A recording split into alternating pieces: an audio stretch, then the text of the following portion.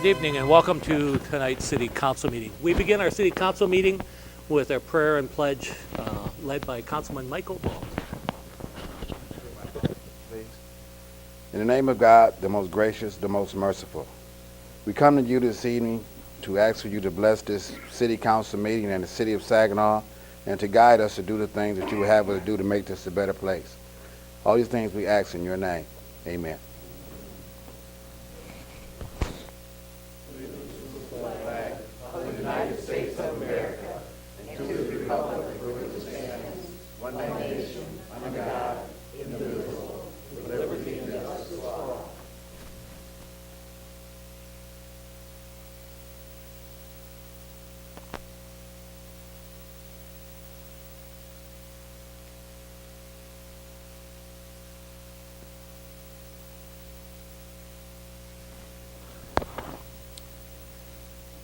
Madam Clerk, roll call, please. Thank you, Mayor. Councilman Fitzpatrick. Councilman Tibbs. Councilwoman Bench. Pro Tem Clock. Councilman Cloris is pre-excused. Councilwoman Moore. Councilman Balls. Mayor Browning. We have 7 members present and 1 pre-excused. Thank you. And before we start our meeting officially, we would like to remind the audience, please remain quiet during the council meeting. Also, this is an excellent time for you to turn off or silence your electronic devices. So if you have a phone, turn it down electronically, just stops the interruptions. And that includes council members. Because we always get caught. Once in a while, we get caught. I'm just telling you, we do. So, okay, Madam Clerk. Mayor, I do have an announcement for the public. I'd like everyone to be reminded that City Hall will be closed Monday, May 30th for the Memorial Day holiday. And at this time, we have official oath of office for Clint Bryant to the Saginaw City Council. Mr. Clint Bryant, would you stand up here in the center of this room right here?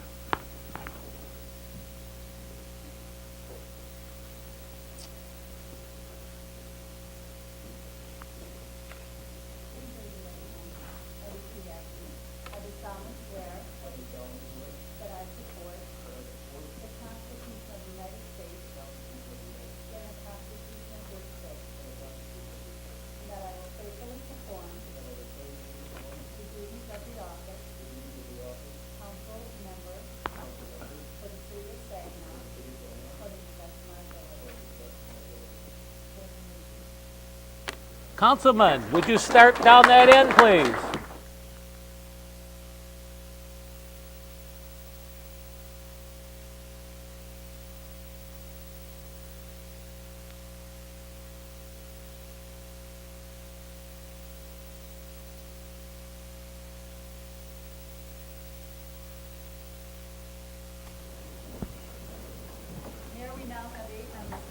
One excuse. Now we have, we don't do roll call. We now have 8 members, okay. Yeah.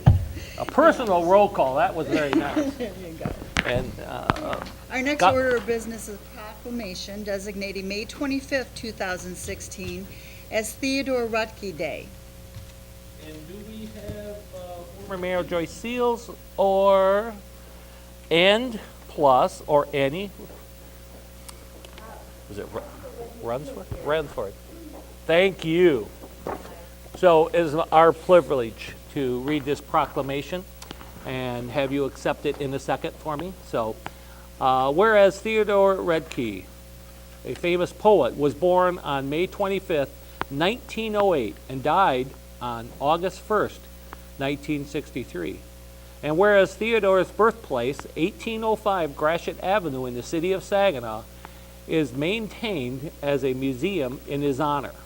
And whereas Theodore attended the University of Michigan, earning a AB and MA degree, and briefly attended law school before entering Harvard University. The Great Depression caused Theodore to leave school. Theodore then taught English at several universities, including Lafayette College, Pennsylvania State, University and Bennington College. And whereas Theodore also taught at Michigan State University in East Lansing. During this period of time, he became a well-known poet and author. And whereas Theodore continued writing poetry and books, which resulted in receiving a Pulitzer Prize, 2 National Book Awards, and the Bollingen Prize, among many other honorable awards. And whereas Theodore's legacy remains strong in the city of Saginaw, his final resting place at his remains are interred at Saginaw's Oakwood Cemetery. And whereas in April of 2012, the United States Postal Service dedicated a postage stamp in honor of Theodore Redke, the Redke Forever stamp. And whereas Theodore once was quoted as saying, "A lively, understandable spirit once entertained you, it will come again. Be still, wait." As we proudly honor this magnificent individual, we know the wait is over, and as he is before us and will continue to entertain us through his poetry and writings. Now, therefore, be it resolved that I, Dennis D. Browning, Mayor of the City of Saginaw, hereby proclaim May 25th, 2016 as Theodore Redke Day in the City of Saginaw, and call upon the citizens of this community to reflect upon and honor the life of this brilliant individual. In witness thereof, I have hereunto set my hand and caused the seal of the City of Saginaw to be affixed this 23rd day of May in the year of our Lord, 2016. Signed, Dennis D. Browning, Mayor. Councilpersons, Floyd Clark, Mayor Pro Tem, Michael D. Balls, Annie Bench, Clint Bryant, Larry Caloris, Daniel Fitzpatrick, Brenda F. Moore, and Damon L. Tibbs. Timothy Morales, the City Manager. Congratulations. Come forward and receive the proclamation.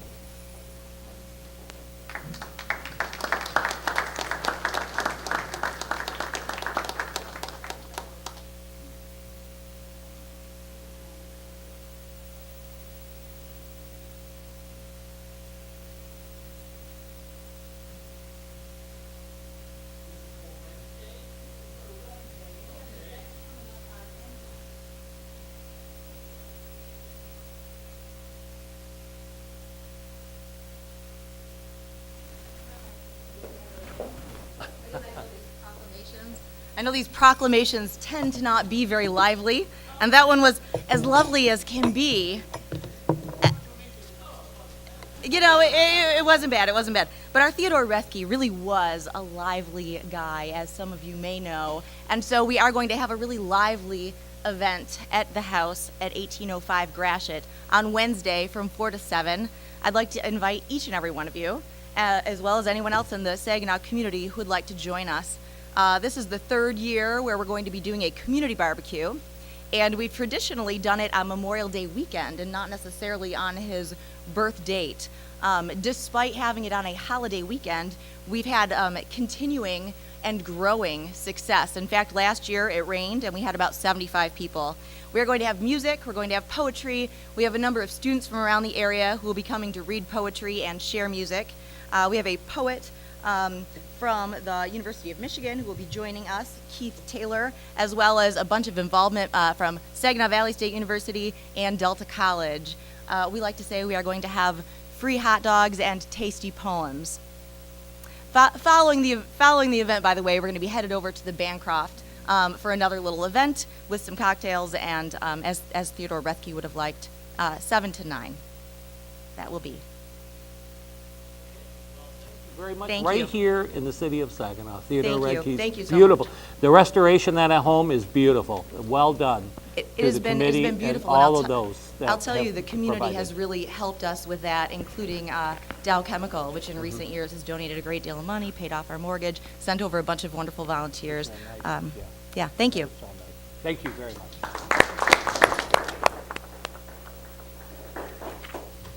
Mayor, our next order of business is public hearings. We have several this evening. Our first one is regarding an obsolete property rehabilitation certificate at 100 South Hamilton Street. The purpose of a public hearing is for the public to address council as a whole and for council to receive comments for consideration at the time of action may be taken. Public comment shall not be addressed to individual council members, city staff, or the audience. Speakers must limit their remarks to the subject of the hearing. Begin by stating your name. The applicant or main presenter will be allowed 15 minutes. Other speakers will be limited to 5 minutes. Speakers may ask general questions but shall not ask questions of specific council members. So this is the public hearing for the obsolete property rehabilitation certificate and for 100 South Hamilton. So is there anyone to speak? Mr. Miller, you are ready to go. I am here. Good evening, Mayor, Mayor Pro Tem, council members, new council person, Manager Morales. I'm Tom Miller with Saginaw Future, the Economic Development Corporation for the City of Saginaw. We have a company representative here today to describe the project, but I'd first like to talk a little bit about why we use the Oprah program in general. You have heard me at this podium every time I'm up here talk about, I think, the two most important benefits of Oprah's. One is that this is new tax revenue for the City of Saginaw. We know that all budgets, every budget, municipal budget is constrained these days, and these Oprah certificates, because they fall outside of the regular ad valorem role, they are above and beyond the tax cap, and they provide new revenue mechanism for the City of Saginaw. That's most important. The second, of course, is jobs. We hear it all the time that the more jobs, the better we need, and every city needs more jobs. And of course, incenting any kind of job creation is important. But I'd also like to talk about a few of the things that we don't talk about all the time. I feel like we've done a number of Oprahs up here, and I'm trying to keep it fresh and describe some of the other benefits. So the importance of the preservation of historic downtowns is well documented in terms of its impact on economic development. As more and more millennials enter the workforce, businesses are forced to consider the urban amenities offered in the area that this new workforce so desperately desires. Placemaking is the biggest movement in economic development. It's creating a vibrant community is essential to attracting the best and brightest workforce. It is an essential component to fostering a creative entrepreneurial ecosystem. Urban communities have few tools to incent such development. Programs like Oprah's are essential, especially considering the added cost of renovating existing structures versus new construction. Many of these structures have been neglected for decades, leaving investors to face daunting unknown development costs, including environmental remediation, water and mold damage, and structural uncertainty. Oftentimes, the future proposed use is completely different from the previous use. This adds inherent reconfiguration costs which are not inherent in new construction. Worse still are the instances where the buildings have been stripped of plumbing, electrical infrastructure, and heating and cooling and ventilation systems. All of these are a disincentive to invest in a project. Oprahs are needed to level the playing field and save some of our aging urban centers. And you could see this by the various buildings and issues that we have that have been in the paper with bricks falling off the facade and the back walls of buildings crumbling. All of these add costs and uncertainty, which developers are sometimes hesitant to take on. We have worked jointly with the City of Saginaw on a number of successful Oprah projects over the past several years, and we'd like to thank you for your support. I'd like to bring up Kevin Camise from the development team to talk about the project. And just a further note, you can see here there's a number of these on the agenda for public comment. Certainly, because of the legislation, we have to go through the steps of having the public comment, but all of these are part of one project, and so I won't bore you with comments for each, and Kevin will describe the entire project, and then we'll be here for questions, but we won't comment on every district. Thank you. Good evening, Mayor, Pro Tem, Council, Manager, and staff. My name is Kevin Camise. I'm here representing the West Bank Lofts condominium project in Old Town Saginaw. We were here a couple of years ago and you approved the district, and we thank you for that portion of it. We have now reached a point in the development where we are prepared to move forward, and your support today is the last local step that we need. And then we have some pending support from the state of Michigan, and shovels will be in the ground. Just to kind of back up here, what we've done so far, these buildings have been owned by the group for a number of years, but a few years ago, we reached a part where we had to do some investment into the structures to even guarantee that we would have something there to improve. Since that time, we've done a number of roofing, environmental, facade, some restoration, some new construction, and we've also built out 2 model units because we had to test the concept with the public to see if anyone even wanted to live that way and show people how they could live.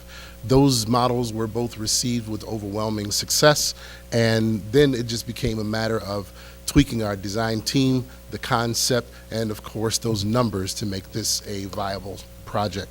With the support of this Oprah project, we will be able to pass these benefits on, and as these will be currently probably some of the most premium residents in the city of Saginaw, definitely in this area, we are prepared to pass along this tax benefit right on to the future residents so that they will make it more beneficial to live here at this point. This project consists of 11 new residential and 3 commercial. One of the commercials already existing in Jake's Old City Grill, and there will be 2 commercial adjacent to that at 315 and 311 Court Street. As you see now, everything in between Hamilton and Niagara is part of this project. We are attempting to save as many of the buildings as possible and come up with a very strong adaptive reuse for the remaining buildings. As Tom Miller was just up here, we have the full support of Saginaw Future. We have the support of MEDC at this point from the state of Michigan, our local Historic District Commission, DDA, and pretty much everyone else that would love to see this project go. So with your approval tonight, I would thank you in advance so that we can get on moving with the project. Thank you. Is there anyone else to speak about the obsolete property rehab, otherwise known as the Oprah, located at 100 South Hamilton? Third and final time, is there anyone else to speak about the Oprah at 100 South Hamilton in the city of Saginaw? Being none, council members?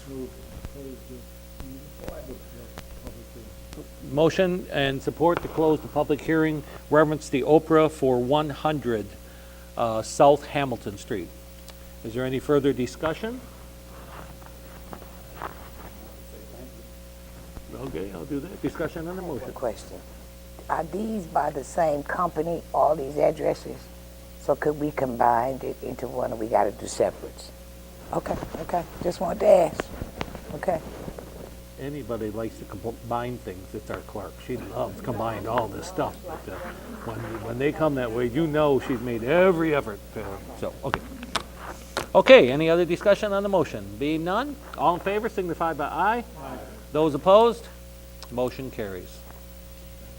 Thank you. Our second hearing is regarding an obsolete property rehabilitation certificate at 301 Court Street. Is there anyone to speak about the Oprah at 301 Court Street?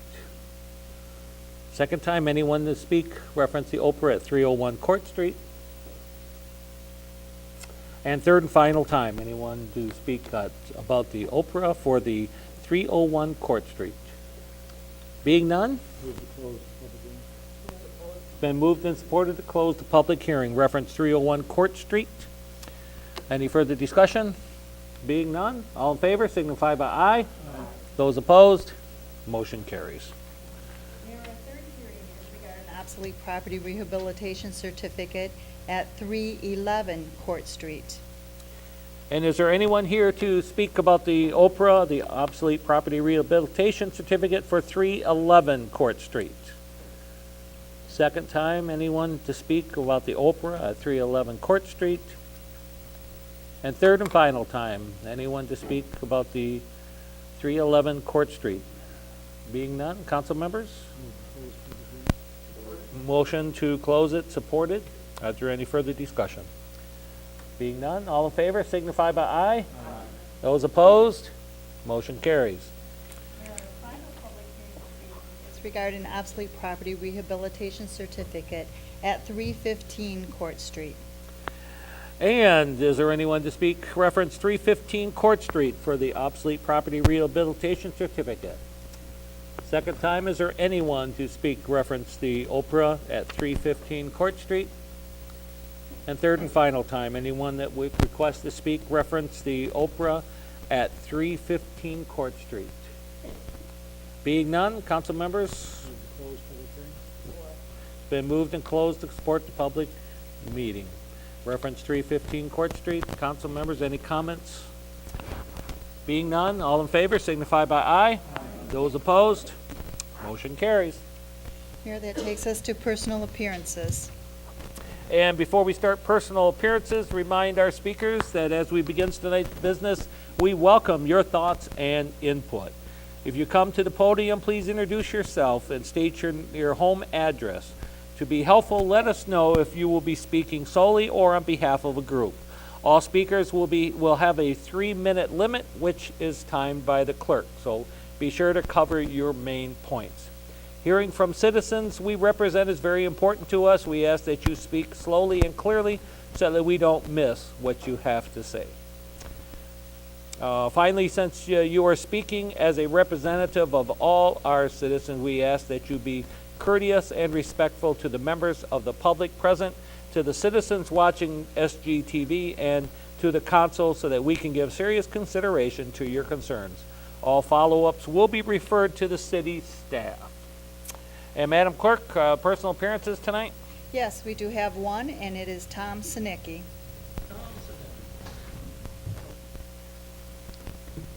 Thank you, Mayor and Council. My name's Tom Schwanecke. My address is 4095 Moonlight Bay Trail in Traverse City, Michigan. My business is Rental City. We've been in business since 1942 in Saginaw, formerly Edge Rental in the city of Saginaw. And I'm the president of Bash Incorporated, which is a festival that we propose to bring to Saginaw Old Town. It's going to be a 3-day venue, August 12th, 13th, and 14th. I've included maps on the on your tables to show you the perimeter, and our request is to use that corridor and from the 100 block down to the 600 block, and partially some of the peripheral streets. We've contacted the Downtown Business Owners Association, the West Side Association. We have 100% participation from the business owners. And there's a couple pieces of property that are still being compromised. So we're working with them to keep those open. But we plan on having an enclosed perimeter, 24-hour security on the whole site for the whole 3 days. And there's going to be local flavor of music, food, and art vendors, along with a kids zone and some other attractions for families. This is my request to use that corridor by the council, and we have a bunch of big sponsors. There's some local corporations as well as the Michigan Lottery Commission. They're looking to sponsor the event. So any questions? Okay. Yeah. That's. Thank you. Thank you. Thank you very much. All right. Mayor, that takes us to the remarks of council. Okay, and remind council members you are limited to 5 minutes. And tonight we begin with Councilwoman Brenda Moore. Good evening. First, I'd like to thank our presenter. I'm excited. Anytime it's a party, I'm all in. On June the 9th at CAC, I will be hosting a expungement for those individuals who have felonies or misdemeanors. Judge Deborah will be here for that. Deborah Thomas will be here from Ypsilanti. It's a free activity and it's open to the public. So if you know anybody that wants to clean up their record, ask them to come to 2428 Perkins Street, CAC, for this big event. I don't have a lot to say. That's what I want to push. I want to push that because we need to get our ex-felons out to vote. Michigan is the only state that allows them to vote, and we need to have them exercise their rights. Thank you. Thank you. Mayor Pro Tem. Thank you, Mr. Mayor. Just a few things. I want to mention we're very proud of our Saginaw Career Complex students, and again this year, many of them competed at the state level and went and won, and many have then competed at the national level again. We've recognized in the past.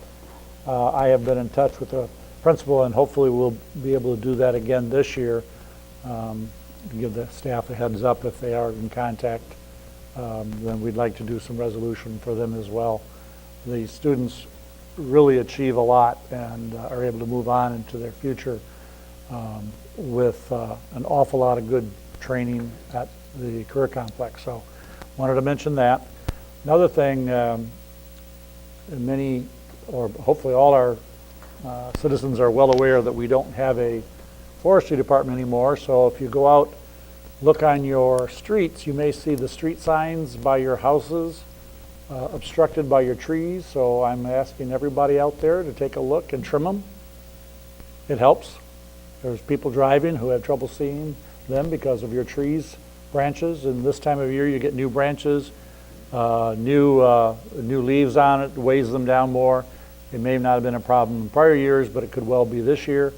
If there's any issues, you can always call Phil Carwatt from our Public Works Division. He'll be happy to help, but if it's something you can do, please do it. Staffing is very low. Your help is greatly appreciated, and you may save somebody an accident. So, finally, this is mostly for my fellow council persons, but there is something called a dark store tax loophole that some of the bigger box stores are trying to use to avoid paying their fair taxes on their real property by claiming that their property, even though it's an ongoing business, should be assessed only at what a vacant store with no business would be assessed at. I think the common sense response is that's absurd, but they're doing it. And the state legislature currently is considering some legislation to stop that loophole. So I would encourage all our council members to write. We did a resolution, I think on the 9th. There is a letter that staff has prepared that each council member can look at, and it will be forwarded to you by email, so that if you wish to tailor it to your own specific wording or additions, that's fine. Send it to any representatives or congresspersons, or excuse me, senators that you can. This is a real assault on the local community's coffers, and we're hurting enough as it is. We don't need big box stores coming in and saying, we'll pretend that we're a vacant store when they're out taking money from you and me. So I'd encourage everybody to look at that and decide if they're interested in writing their Congress or their state legislators. That's all I have, Mr. Mayor. Thank you. Thank you. Good evening, everyone. Mr. Schwaneke, thank you for being here this evening and organizing this event. It sounds like a lot of fun. Welcome and congratulations to our new council member, Councilman Bryant. I'm very excited to work with you. And I just wanted to thank my fellow council members and the city manager for participating with Team Saginaw for the Miles for Memory Walk this last weekend. It looked like it was the event was a success, and I just appreciate that we have a council and staff who are invested enough in these events and these things that they're willing to participate. So that's all I had, and thank you. Thank you. Thank you, Mayor. Good evening, everyone. Just a few comments. The farmers market is going to open this Friday from 10 a.m. to 3 p.m. and it's pretty critical that the public get behind that, considering the farmers market and the new farmers market. It's going to be critical to the renaissance of that area, and it's always a good time there, and the food is great. I wanted to recognize and thank Mr. Howard Sharper, for organizing a volunteer effort to clean up Wicks Park. There was about 35 to 40 volunteers, and I hope it helped the city. It looks like they did a good job there. Also want to recognize and thank the current or new council member and the Saginaw Riverfront Commission for their 14th annual Beautification Day, in which seems to get bigger every year, but they had quite a few volunteers out there cleaning along the riverfront, including Ojibwe Island, and there was a remarkable difference. I was reading today in a paper about Friends of Reki. I hope I said that correctly. They have a little free library book, and it's a you take one, leave one type of a format. And there's 2 locations in the city. There's one at Dawn of the New Day coffee shop, and there's one at, I believe this is a residence at 1604 Bay Street. And that seems like a success and a great idea. And last, I just wanted to thank the city manager, or recognize the city manager, and Ms. Jones did a great job with the budget. I think this is maybe the 5th one I actually review, and it seems to get more streamlined every year. And it's a pretty, I want to say easy read, but it's a lot better than what it was as far as following along where the money's going and how it's being spent. And I wanted to thank you guys for that. That's all I had, Mayor. Thank you very much, Mr. Mayor. I too want to welcome Mr. Bryant. I do want to warn everybody when they go to shake his hand that you might want to just do a fist bump, because he's got a really strong grip. He's just anyway, it's good to have you. I wasn't able to be here for the vote, but I want to welcome you aboard. I too want to thank Mr. Schwaneke for getting involved. Even though he lives far to the north, he has business here, and so he's involved where his business is, and that's something to really be lauded and welcomed. I do want to make sure, because this has happened before, where group has a big event planned, involves a large area and many businesses. One of the things that sometimes gets missed is going to the city for all the proper permits and the street locations and the police support and all of that. So just to make sure, and there's also timelines on those things. So please remember to do that and keep the city staff informed. They're great to work with, but you got to work with them. So, and I want to also for the Friends of Theodore Reski, folks that do this kind of work, volunteers and bring out historic and really interesting characters that were part of the scape of the cityscape for Saginaw. They're to be thanked and congratulated. People that are doing things for the parks. There's a lot of volunteer effort and hours that go into all these things, and so just want to wish everybody a wonderful summer, safe summer. I want to thank our police and fire for just all that they do, and the city staff as well, the workers. We're heading into the busiest months for a lot of things, a lot of events, a lot of young people out and about using our parks, on the streets, and so parents, please keep your young people safe. It's really up to you. It's not up to the police. It's not up to the city staff to watch what your young people are doing. There are things such as curfews, depending on the age of your young people. So as we move forward here, let's have a nice, safe, enjoyable summer. Thank you.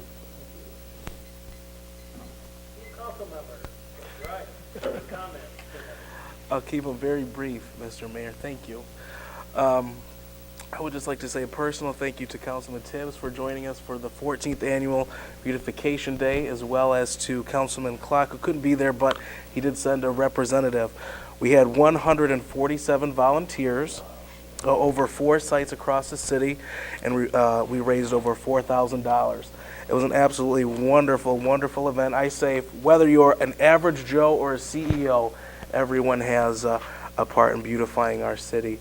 I'd like to thank my family and friends who are here tonight, and for the warm welcome I received prior to the council meeting and during the council meeting. With that, Mr. Mayor, that's all I have. I'd like to welcome you too, Mr. Bryan. I'd like to report too on the what Brendan was talking about, the expungements that's happening June the 9th at the CAC. It's from 6 to 8 p.m. And I think it's a wonderful thing because we have a lot of people that done a lot of silly things at a younger age who they're suffering the consequences for it now.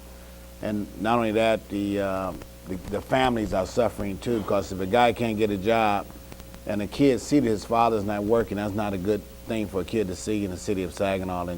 And you all know what the effects of when people don't see their parents working.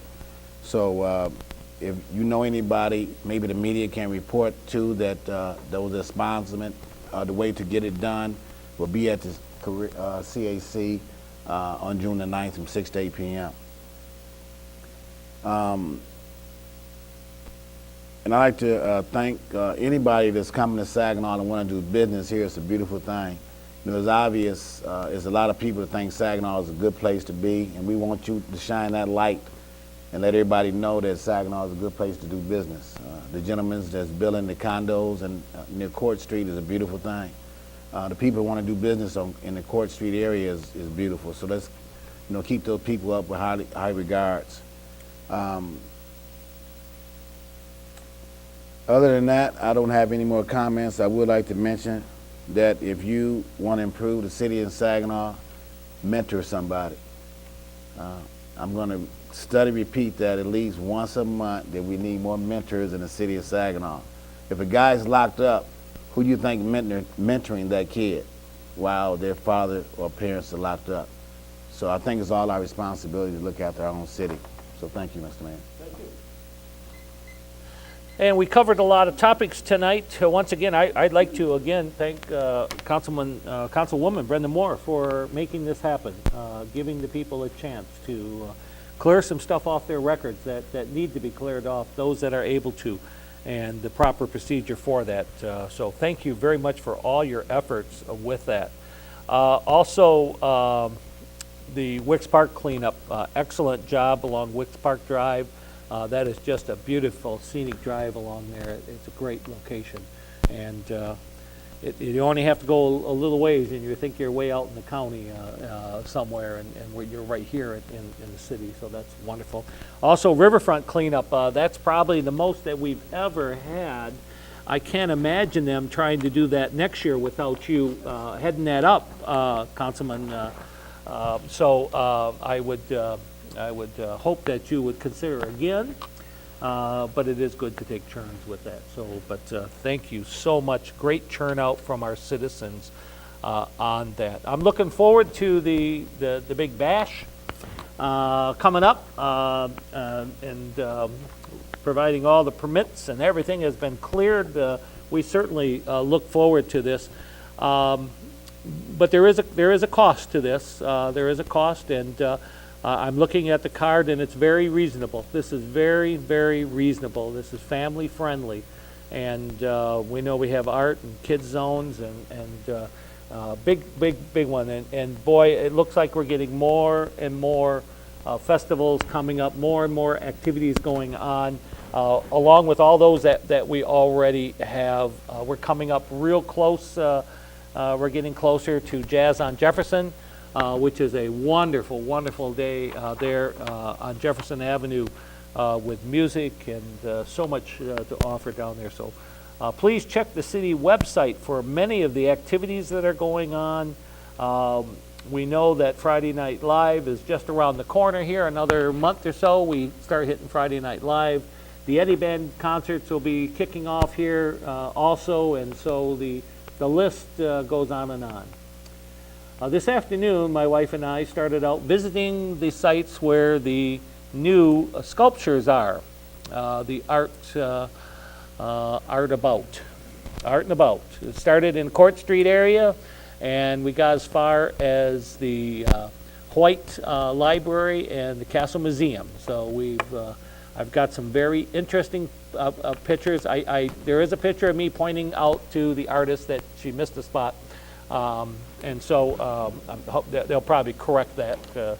But what a wonderful thing it was to see that, and to see people drive by and take a double take at some of these sculptures. So it's pretty cool. So I encourage you that boy, if you haven't seen those yet or haven't had a chance, take the time. Many of those you can see from your car. But it's even better if you can walk up to them and see the fine detail. I noticed over at the courthouse, we got a couple people there with a briefcase. And if you look at the briefcase and the latch, you can see the numbers on the latch on each of those dials. I mean, the detail on this and is just incredible. So we're so excited to have that. That'll be here until Labor Day. It'll be here until Labor Day, and then Labor Day they move on, and hopefully with a great success and input from our citizens that this can continue in the future. That's exciting news for us. With that, Madam Clerk. Now the serious. Yes, we are now at the reports from the city manager.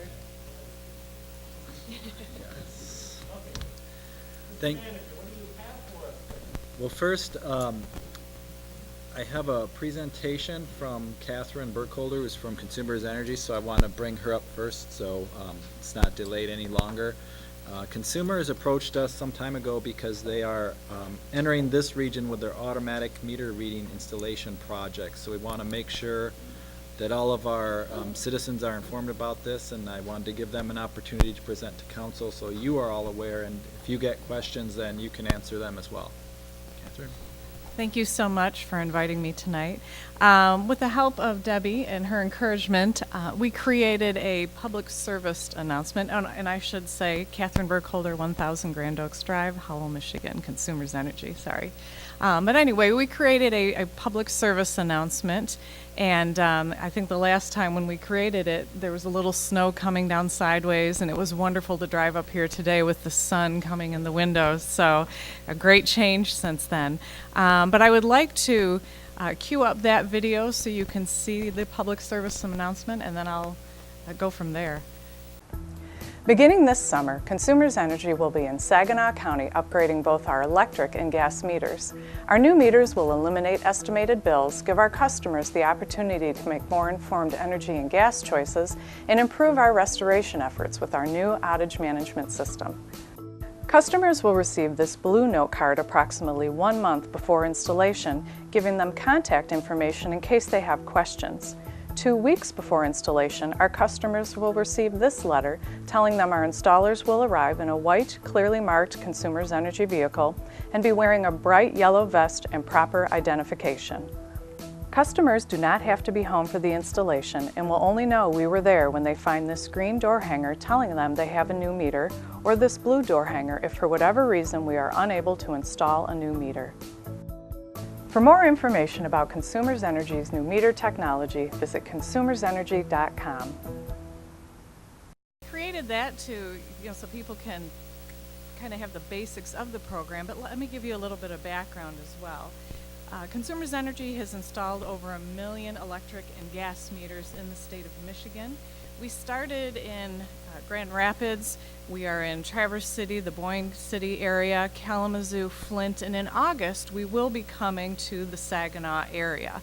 So about, I'm going to say late August, early September is when you're probably going to start hearing from your residents about the notifications.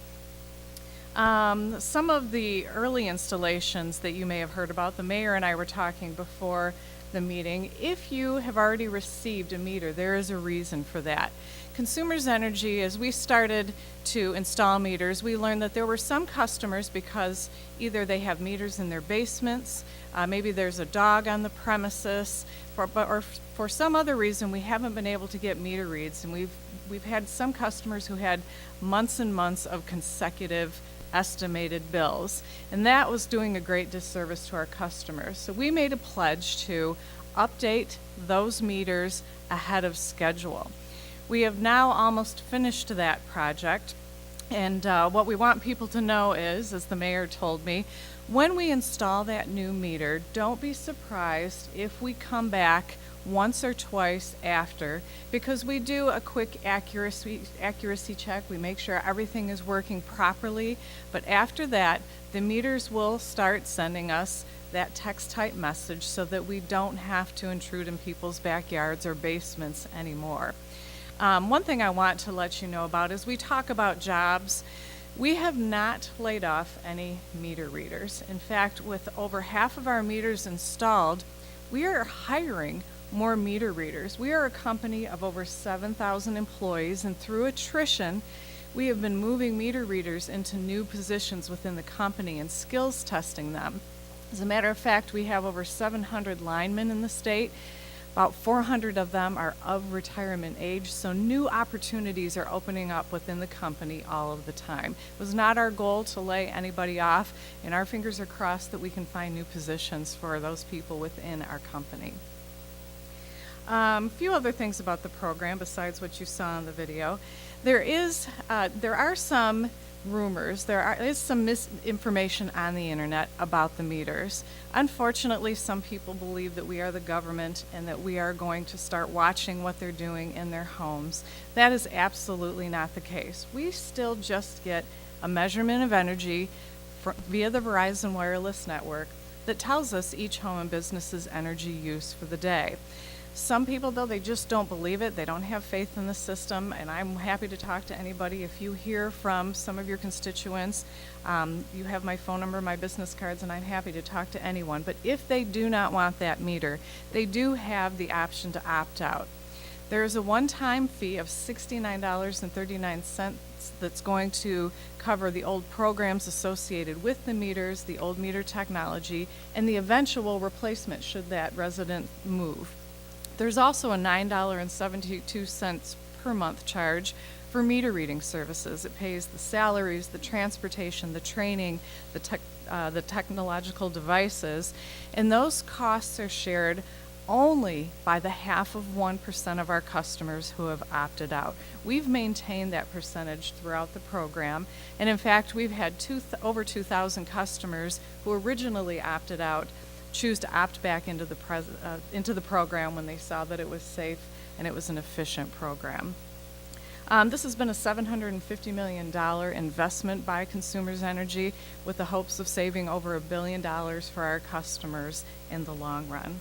We are the first large utility to use the Verizon wireless network to get that one text message in the middle of the night. And so far, so good. I will tell you, I think in Saginaw we're going to be just fine. But if you have a rural, remote area and the Verizon wireless network is not able to pick up any sort of signal from the meter, we would have to send out meter readers for those meters. And if that is the case, those residents would not be charged. There would be no fees for them because that's just a service issue. So we want people to know that. But so far, we've had a really good read rate via the Verizon wireless network. Other than that, I'm not sure if there's too much more I need to tell you that wasn't in the video, but I welcome any comments or questions you might have, if that's okay. And I have personally experienced this. I signed up for that because I'm the guy that comes home and finds a little card on my door, and then I have to fill out that little meter thing, what it reads. And I have to do that every month because my wife and I are not home during the day. And so when they brought this up, I was relatively excited about this. Did show up in a white car. I did get notice ahead of time.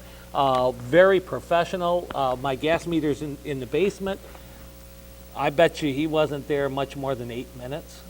And then he went outside to the electrical meter, and the whole process took about 15 minutes, and I was surprised. What did bother me, though, was the next month I got another card on my door for the read. And then the following month, I got another card on my door for the read, because we're not home. And I learned, and lo and behold, after our agenda meeting today, 2 consumers people are knocking on my door. And they said, we're here to read the meter. And I says, well, that's kind of funny because I have the smart meter. And they said, no, we're here to check to make sure it is smart, that it is reading the proper numbers. And so they verified that a couple times afterwards. And if they have to come back again, I'll see little notes on the door. But they were very polite, very professional, very quick getting that done. And so I was very impressed with that.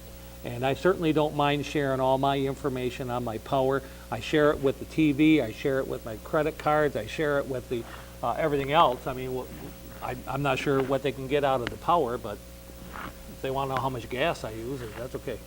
So, Yes. so any other comments? Council members. Councilman Dan Fitzpatrick. Actually, Ms. Moore had her hand up before mine, so. Go ahead. I just wanted to ask ma'am, you said there was a cost. There was a cost of what? Is it a one-time, $69? $69.39 one-time fee, and then $9.72 per month meter reading fee. If only if they opt out, if they don't want the new meter. Okay, but it's not if you get the meter. Right. Okay. Yeah, no costs if you accept the meter. Thank you, yes, for sure. Thank you. Go ahead. Councilman Jeff. To elect you because you had eyes in the back of your head, okay? So, you mentioned jobs, and is there a way that consumers can really make that desire known in the city of Saginaw? We have a fairly high unemployment rate, and sounds like these would be great jobs for people who are really looking. Oh, absolutely. And again, as we always encourage people, our website, if you go to consumersenergy.com, we do have a career and jobs website, part of our website, and you can see the jobs that are listed there right now. We have student jobs right now for young people who might be out of college. I saw 2 on there today. I actually happen to be on there. And so there are always opportunities. And again, because we have so many people of retirement age, we encourage people to always look at our website for any employment opportunities.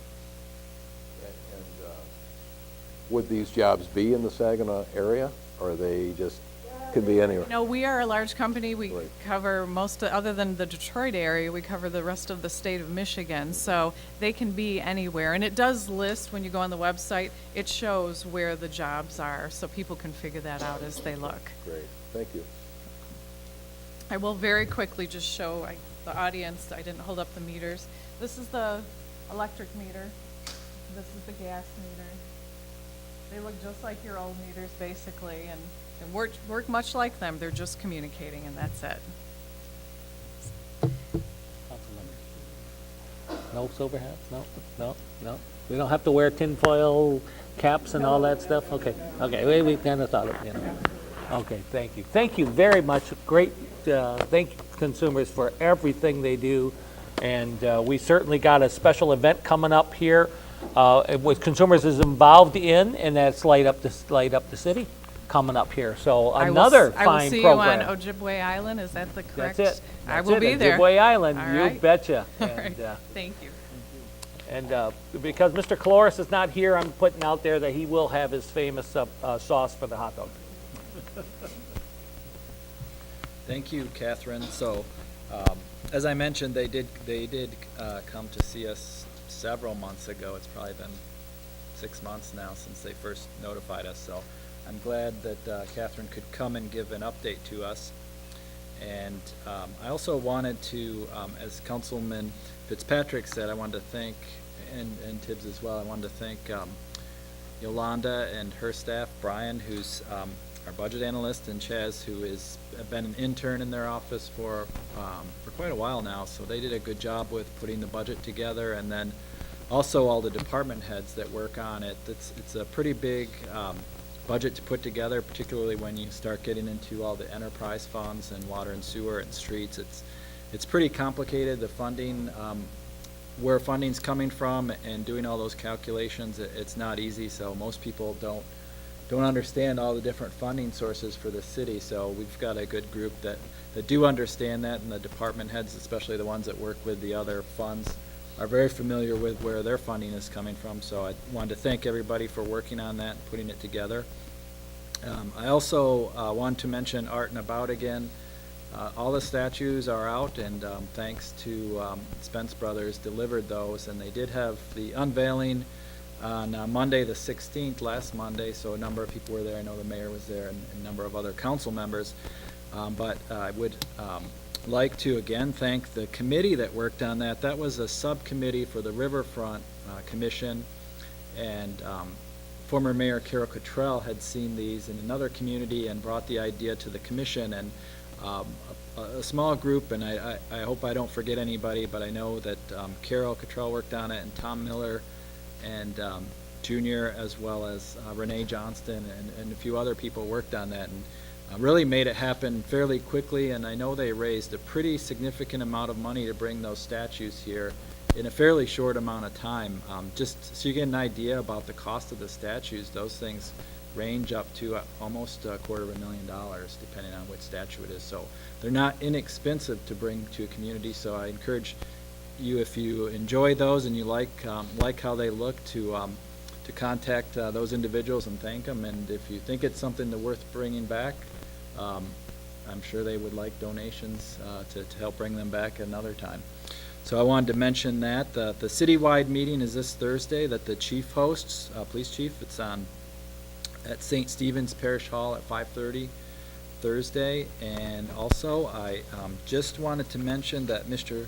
Schwaneke is actually quite far ahead in the game. He met with us, with me, the police chief, the fire chief, and I think we left Mr. Carwat out, but we filled him in later. But he came to us, I say it's been 2 months now since he came, and immediately upon meeting with us, he went to get the applications for his permits and get his fees calculated. So that event is actually on the agenda tonight. So he is far ahead of the game and had everything in. And I would mention he did work with the Old Town Association, as he said, for I think several months before he came to us too. So it was very well lined up when he came to meet with us. So I think that will be a great project, and hopefully it will be successful and something that they can do every year in Old Town.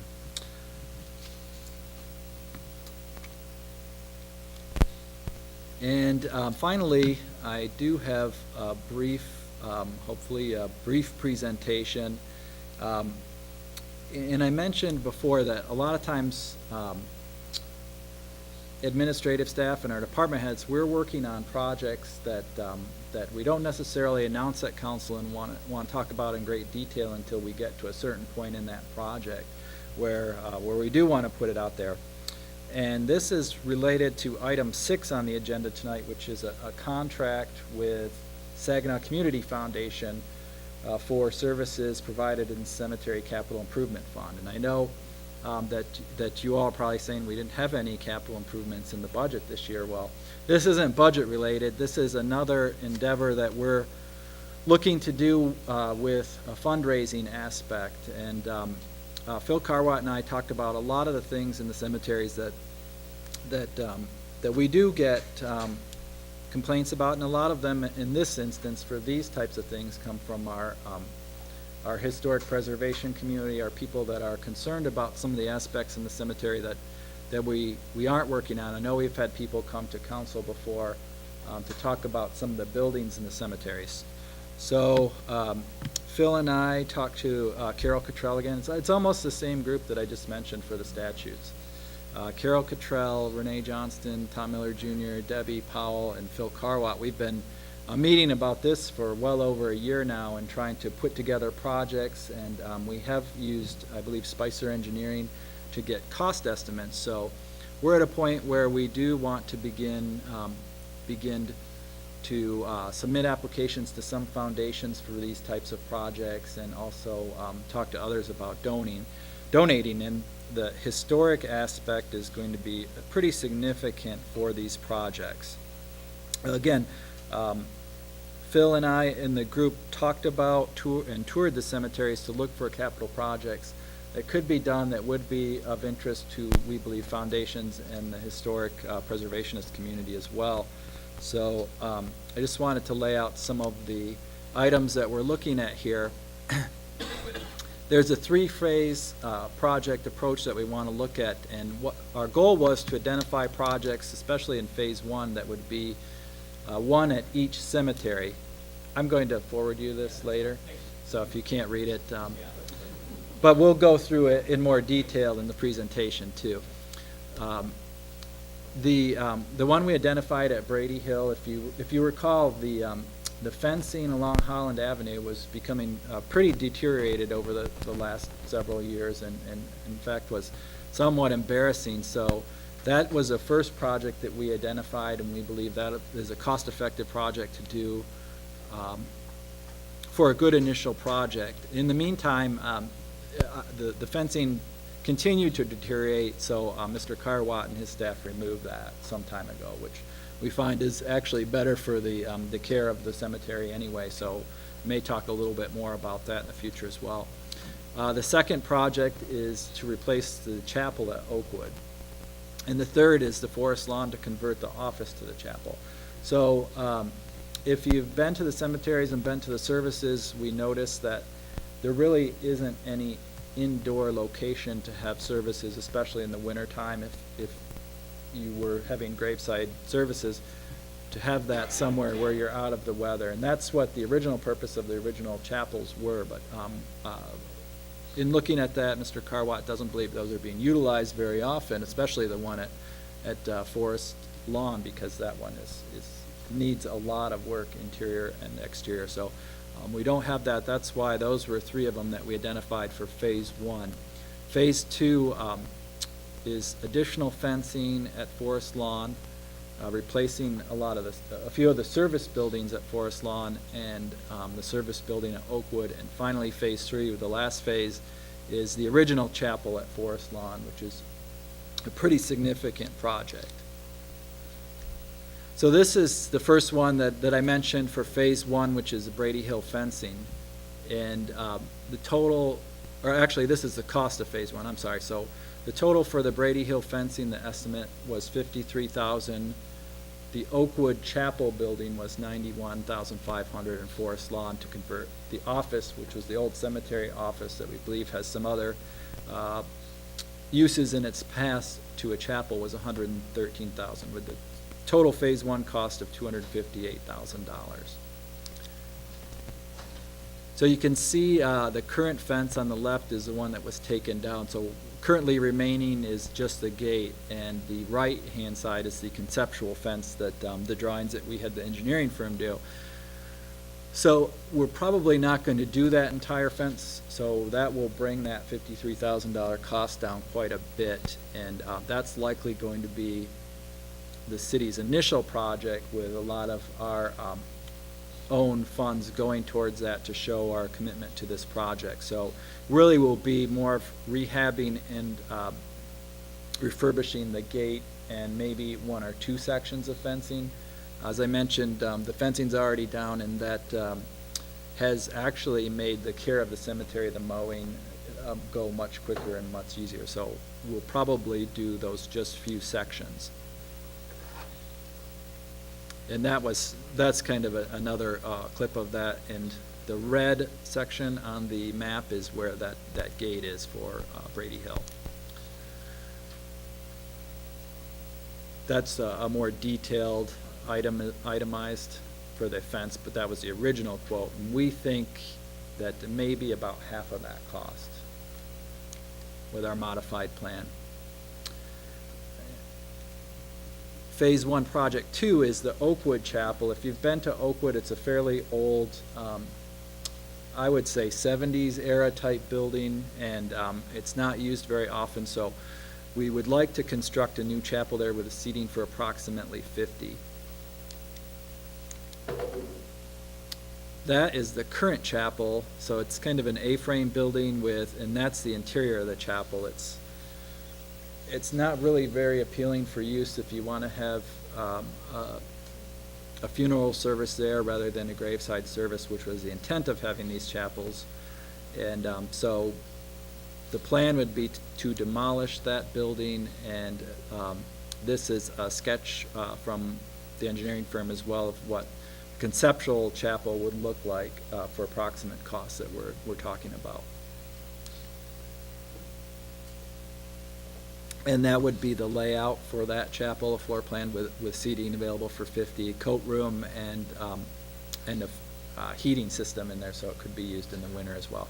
And I know Mr. Carwatt has some ideas about this, so we're going to look at a lot of different options, and I know he has talked to some organizations that could possibly, it could be a project for Delta College, the building services, or I believe that former Mayor Cottrell has talked to Jimmy Green at ABC about could they help with that as well. So we're going to reach out to other organizations that can possibly help do some of these building projects or provide advice as well as the fundraising.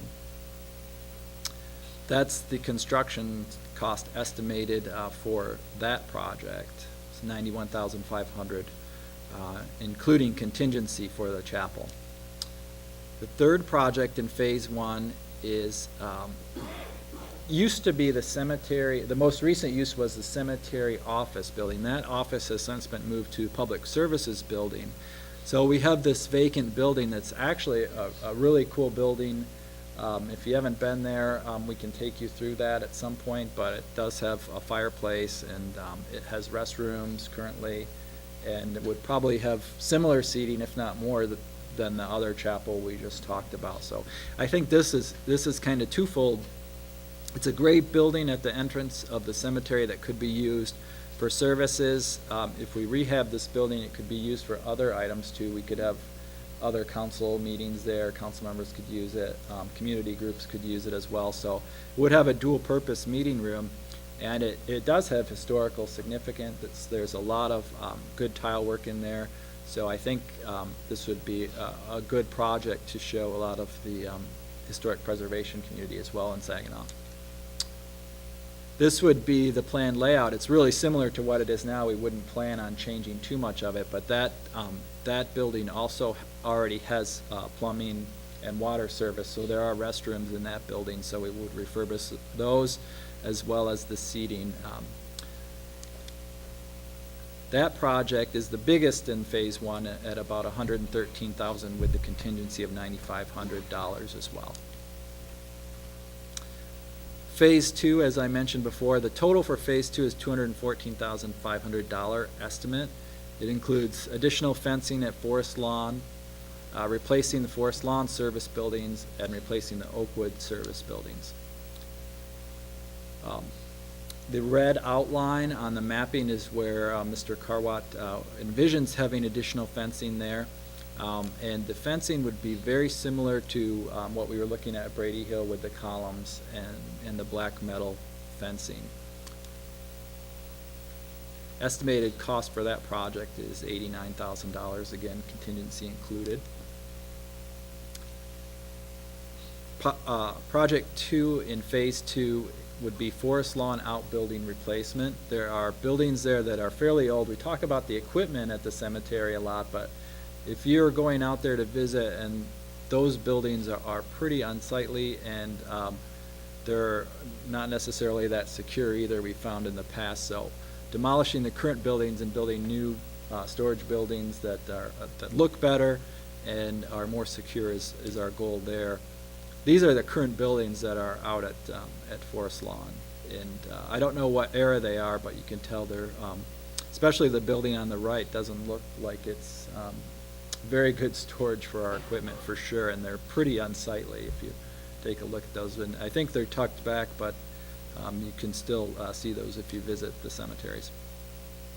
Cost for replacing those buildings is $89,000, contingencies included. This is the current building at Oakwood, and that is rather unsightly as well. And the right-hand side is where a lot of the stuff is put that is collected. And so there's a lot of trash that accumulates there, and the plan would be to put in the new building and also provide a more private place for those items to be put if people are bringing them off from, taking them off from grave sites or different things like that. And that barn replacement is about $34,000, contingency included. It's a new pole barn.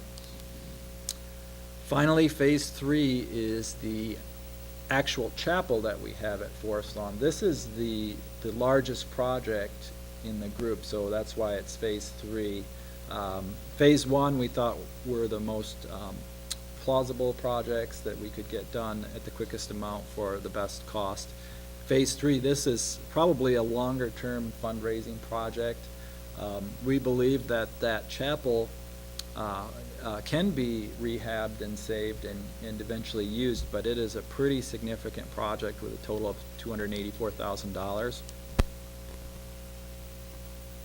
It's a great building, as you can see. It's very historic, and if I know Phil's collected, he's done a lot of research on this, these buildings, and I think he has some information about this if you want to talk to him about some of the history for the building. But it would be a partial demolition. There's a lot of ramp and railing walk repairs, also interior and exterior repairs. Would need a new HVAC system. The air quality control in there is really something that needs to be updated quite a bit. If you've been in there, I'm sure we could take you through there as well.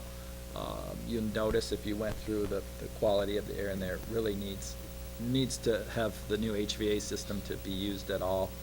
And it also needs a lot of electrical renovations. It's very old building and does need to be updated if we're to use it. These are just some shots from inside the building. I don't know if it's been used in the last 10 or 15 years even. I don't believe so. So there's a lot of work to be done there, but the engineering firm that we've been working with does think that it can be saved given the amount of money that would need to be put into it. I believe we've had someone come to council before to talk about that exterior portion, and it's not really structural, but there is masonry damage that's been caused through water infiltration and freezing thaw.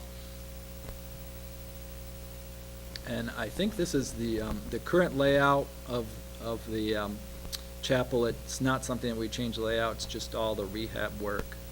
And there is missing roof tile on there as well. So there are a number of items that would need to be done to that chapel to make it usable. Again, that's $284,000 project, construction costs and contingency included.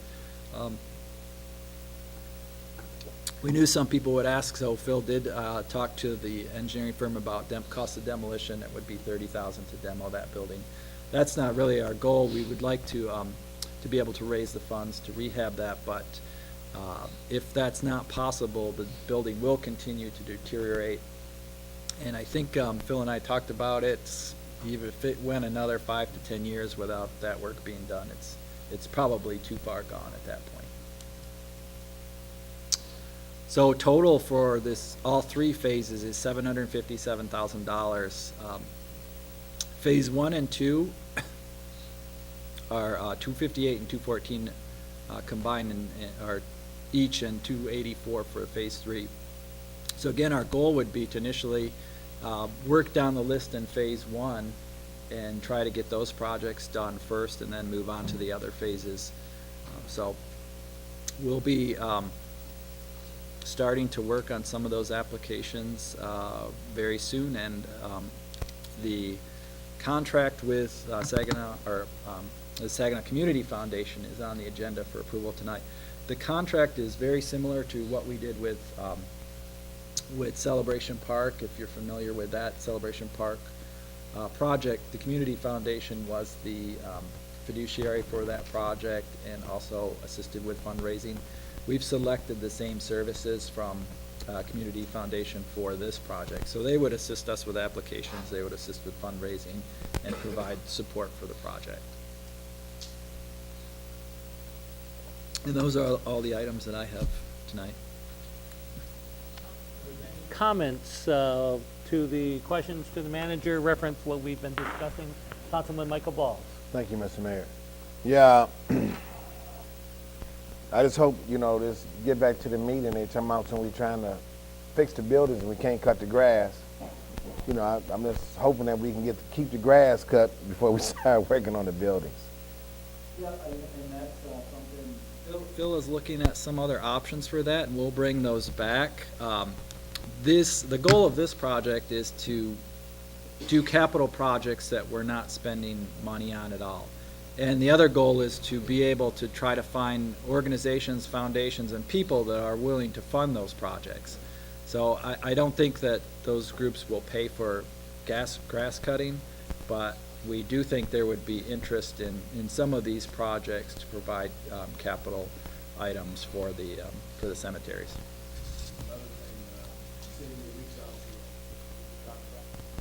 I would hope that we would give the union contractors the opportunity to take a look at some of those buildings too.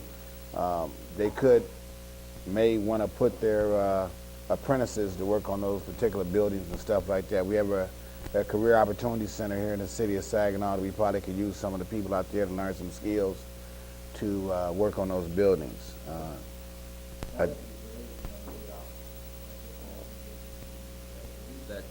That Mr. Green heard about the project and reached out to either Ms. Cuttrell or Johnston. So that would be great as well.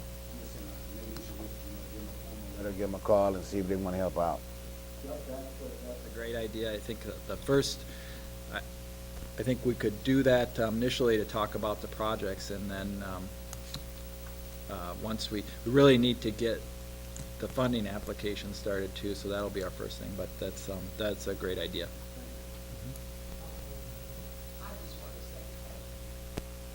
Thank you. Talked about the cemetery is dear to my heart and to a lot of other family members as well. I just want to say thank you to the crew for looking out, reaching out, trying to make it better. We know that the grass is going to be a problem, so we can help too. Maybe we can do like we did where John Stemple had them bring lawnmowers. Maybe we can do that, go out and help cut the grass, anything.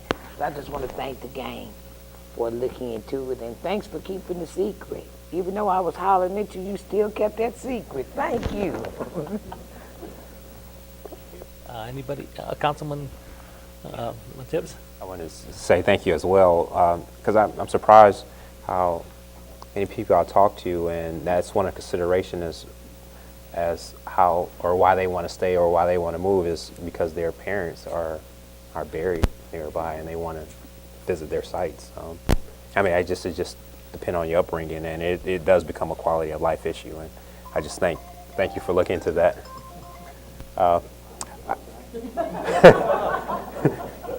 Sorry, Mr. Mayor.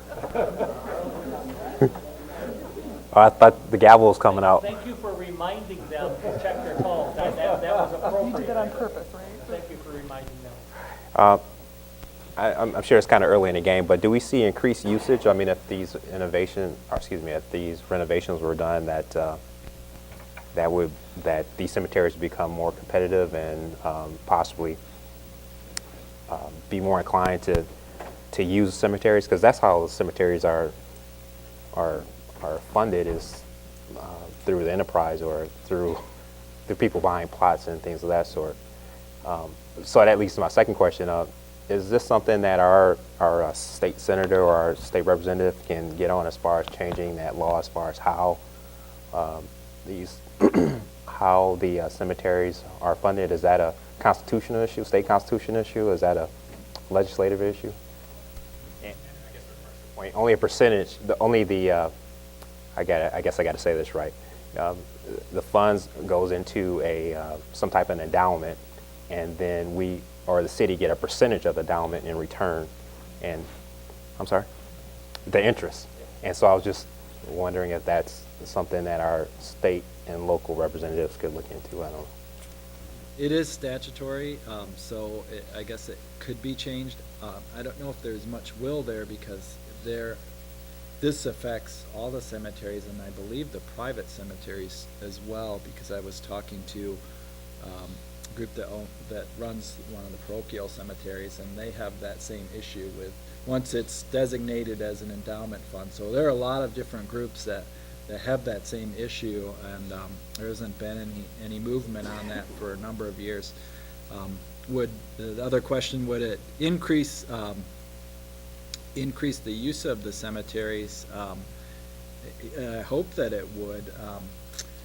I can't tell you for sure that it would, but I think it would provide a better service for, the people who are going to use it anyway. As I mentioned, there isn't any use of these chapels as far as we know, especially at Forest Lawn. I don't know that the Oakwood one is used. I think when Phil's staff went in and opened it up, it was the first time it had been opened in a number of years. So that is a service that we would like to have at the cemeteries when there's inclement weather, or just if the family wants that. I think that's something that would be really good to provide, and if we can do it through fundraising activity, I think that would be a great project.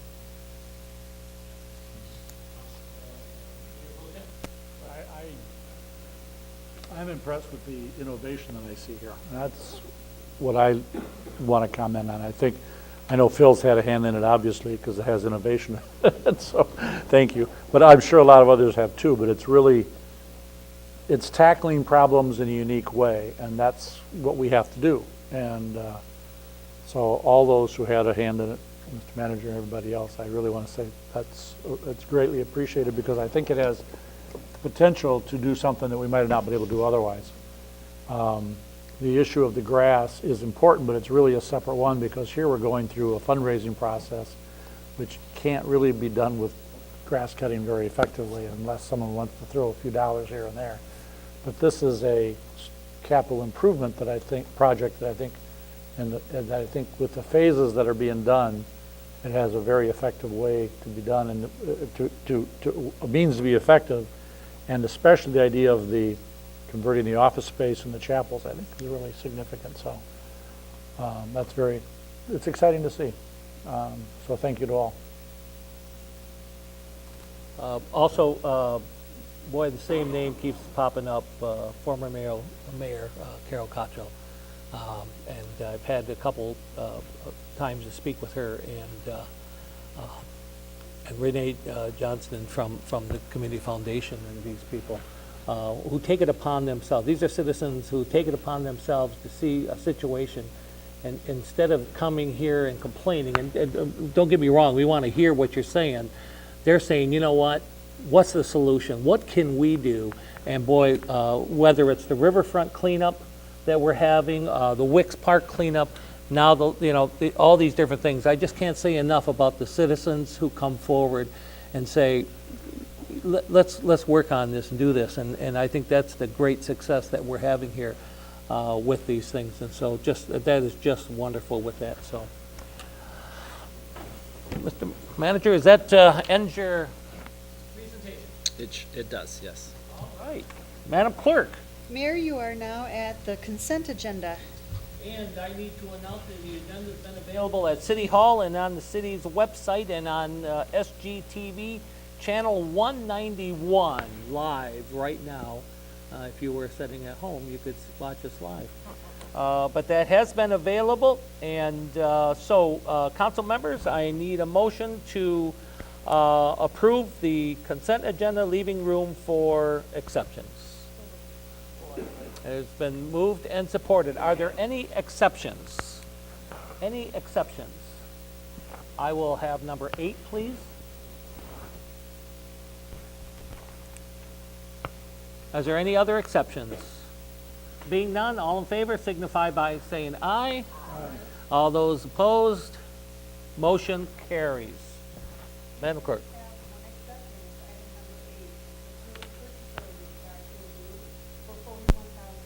$50 for landscaping services and associated restoration work at the Japanese Tea House and Cultural Center.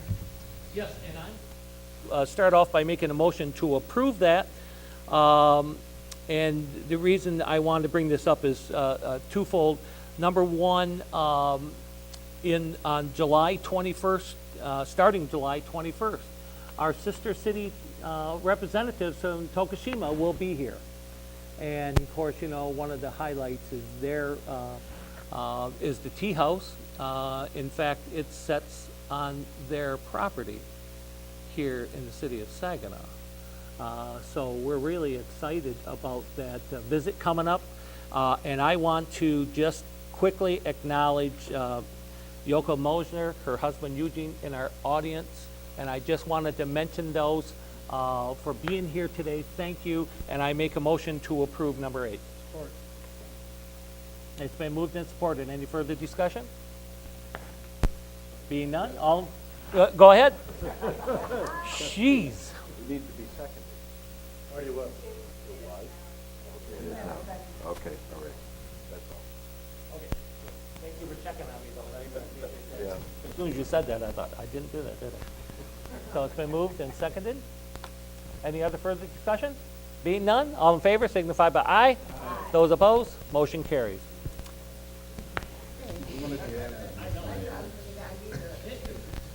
Mayor, your next order of business is reports from boards, commissions, and committees, and appointment of board and commission members.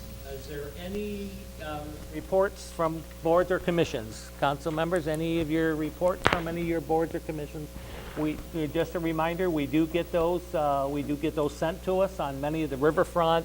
Just to name a few, riverfront, the rest of them, they all come in. You'll get those minutes from their meetings and stuff, a number of the Historical Society and the rest of them. So we're always getting those.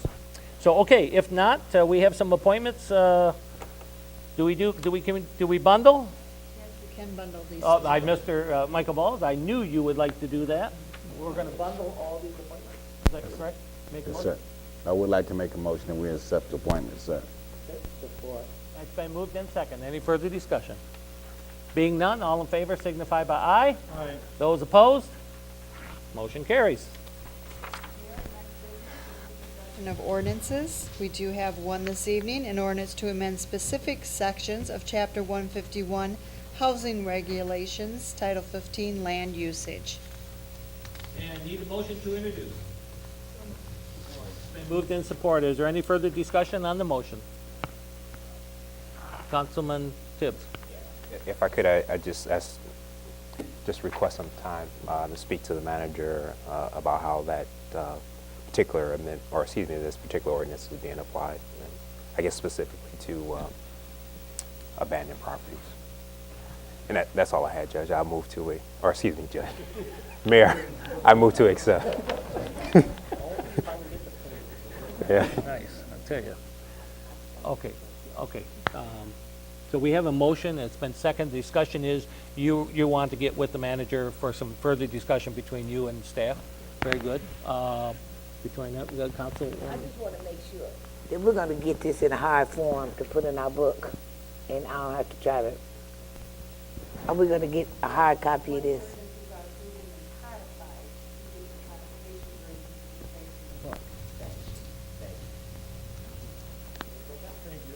I do have some concerns about this. I have briefly spoken before with management. I will be getting back with them. It's primarily the notice issues. I understand that some of these corrections are to conform with state law, and I don't have any real problem with that, but I am concerned about some of the notice issues, so I will be getting back with the management before the next council meeting. Hopefully they can be resolved. If not, then I may have some further issues at that time. Thank you. Okay. Any further discussion on the motion? It's been motioned and seconded. Yeah. To talk to the city manager about some of these things. Are we voting on this before we talk about them, before we vote on them? I mean, what's going on here? I'm lost here. If you vote affirmative, then this is the ordinance provision, and during that layover time, and it still has to come back for final approval. So if they have time to meet with staff, and we always, when it comes back to us, approve, disapprove, and change. Is that okay? Clarify. Any other questions? Did I do that all right? Was that okay? Okay. All in favor signify by aye. Aye. Opposed? So this ordinance will be laid over under charter provisions. Mayor, our next business is consideration and passing of ordinances. Our first one is to amend section section 92.15, fire cost reimbursement of chapter 92, fire protection and public safety of Title 9 general regulations. Need a motion to adopt? Been moved and supported. Any further discussion? Being none, all in favor signify by aye. Those opposed? Motion carries. Our next ordinance is to amend the official city map to vacate Federal Avenue from the east line of Water Street to the west line of South Washington Avenue. Further discussion? Being none, all in favor signify by aye. Aye. Those opposed? Motion carries. This evening is to amend the official city map to vacate an alley running north and south through the center block of 33 of Saginaw Improvement Company's Edition B. Okay, need a motion? Been moved and supported. Any further discussion? Being none, all in favor signify by aye. Aye. Those opposed? Motion carries. Madam Clerk? Resolutions. Our first one is approving the fiscal year 2016-2017 budget. Been moved and supported. Any further discussion? Being none, all in favor signify by aye. Aye. Those opposed? Motion carries. Second resolution approving the amount for the fiscal year 2016-2017 public safety millage. Been moved and supported. Any further discussion? Being none, all in favor signify by aye. Aye. Those opposed? Motion carries. Resolution authorizing the obsolete property rehabilitation certificate at 100 South Hamilton Street. Any further discussion? Being none, all in favor say aye. Aye. Those opposed? Motion carries. Fourth resolution is authorizing the obsolete property rehabilitation certificate at 301 Court Street. Been moved and supported for the Oprah at 301 Court Street. Any further discussion? Being none, all in favor signify by aye. Aye. Those opposed? Motion carries. Our next resolution authorizing the obsolete property rehabilitation certificate at 311 Court Street. Any further discussion, council member? Being none, all in favor signify by aye. Aye. Those opposed? Motion carries. And our final resolution tonight is authorizing an obsolete property rehabilitation certificate at 315 Court Street. Any further discussion? Being none, all in favor signify by aye. Aye. Those opposed? Motion carries. Mayor, you are now at motions and miscellaneous business. And under miscellaneous business, council members, you've received a note here from Covenant Healthcare. And for the past 15 years, Covenant Healthcare has been hosting a breakfast briefing as a way to inform community leaders of important happenings within the health system and encourage you open dialogue. Please take a look at that. There is a survey they have with this. They do an outstanding service to our community, and I just wanted to bring that to your attention. Any other business good for the order? And this is, no, we've already done that with our minutes. That's the approved copy of the minutes, the new one. Need a motion to adjourn. Any further discussion? All in favor signify by aye. Those opposed? Motion to adjourn.